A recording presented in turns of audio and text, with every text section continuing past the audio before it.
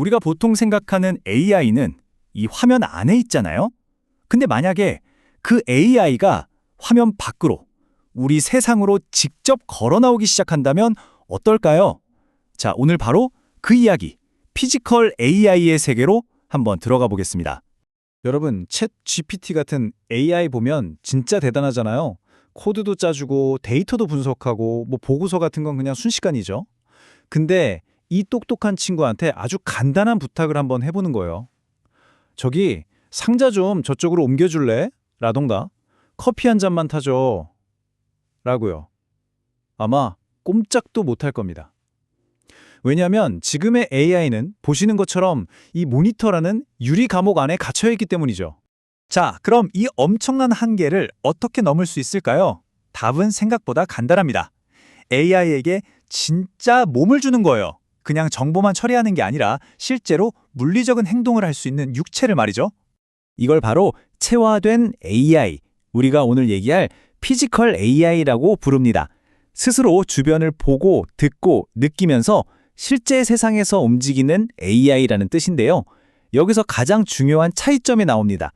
피지컬 AI가 내놓는 최종 결과물은요, 텍스트나 이미지가 아니에요. 바로 물리적인 움직임 그 자체입니다. AI가 살던 디지털 세상하고 우리가 사는 이 현실 세상은 근본적으로 달라요. 뭐가 다를까요? 자, 디지털 세상에서는요, 실수해도 괜찮아요. 그냥 컨트롤 Z 누르면 끝이죠. 비용도 책임도 없습니다. 근데 현실은요? 중력과 마찰이 있죠. 한번 실수하면 바로 물건이 깨지거나 누가 다칠 수도 있어요. 되돌릴 수가 없다는 겁니다. 바로 이 차이 때문에 피지컬 AI를 만드는 건 완전히 다른 차원의 도전인 거죠. 그래서 피지컬 AI의 핵심 개념을 딱 한 줄로 정리하면 이렇습니다. 똑똑하게 생각하고 계획하는 AI 두뇌에다가 실제로 보고 만지면서 움직일 수 있는 로봇 몸체를 더하는 거죠. 이 두 가지가 합쳐졌을 때 비로소 진짜 피지컬 AI가 탄생하는 겁니다. 자, 좋습니다. 개념은 알겠는데 그럼 이걸 도대체 어떻게 훈련시킨다는 걸까요? 현실 세계에서는 한번 실수하면 큰일 나잖아요. 부서지지 않고 배울 수 있는 방법이 과연 있을까요? 한번 상상해 보세요. 한번 삐끗해서 넘어지기만 해도 수리비가 수천만 원이 나올 수 있는 로봇이 있어요. 여러분이라면 이 로봇한테 어떻게 걷는 법을 가르치시겠어요? 정말 막막하죠? 여기에 대한 해답이 바로 가상세계입니다. 현실이 아니라 안전한 시뮬레이션 안에서 훈련시키는 거예요. 이 가상공간 안에서는요, 로봇이 하룻밤 사이에 100만 번을 넘어지고 실패해도 아무런 문제가 없습니다. 현실에서는 평생 해도 못할 엄청난 양의 학습을 단 하룻밤 만에 해치우는 거죠. 이 놀라운 훈련 과정을 심투리얼, 그러니까 시뮬레이션에서 현실로 옮겨온다는 뜻의 기술이라고 부르는데요. 단계는 이렇습니다. 먼저 실제 공장이랑 완전 똑같은 가상 복제품, 디지털 트윈을 만들어요. 그 다음에 AI가 이 가상 공장에서 수백만 번의 실패를 겪으면서 완벽하게 일을 배우는 거죠.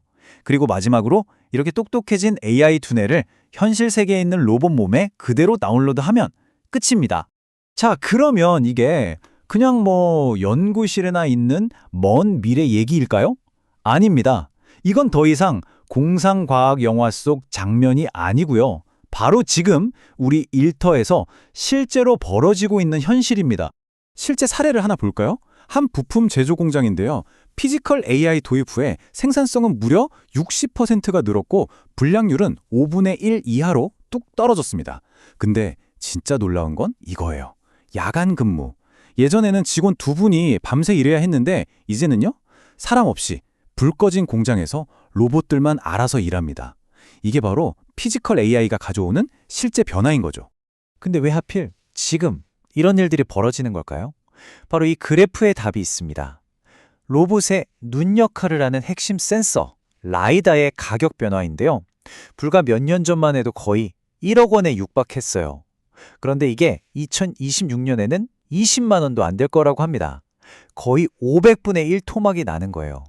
바로 이 미친 듯한 하드웨어 가격 하락이 이 모든 혁명을 가능하게 한 기폭제였습니다.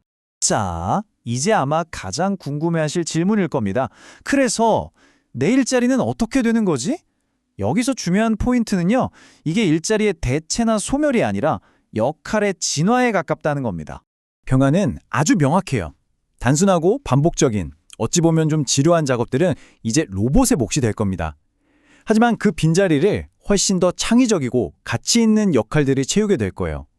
예를 들면 수십, 수백 대의 로봇 군단을 지휘하는 로봇 운영 관리자라던가 로봇의 행동을 디자인하는 행동 프롬프트 엔지니어, 그리고 이 모든 게 가능한 가상세계를 설계하는 디지털 트윈 설계자 같은 멋진 직업들이죠.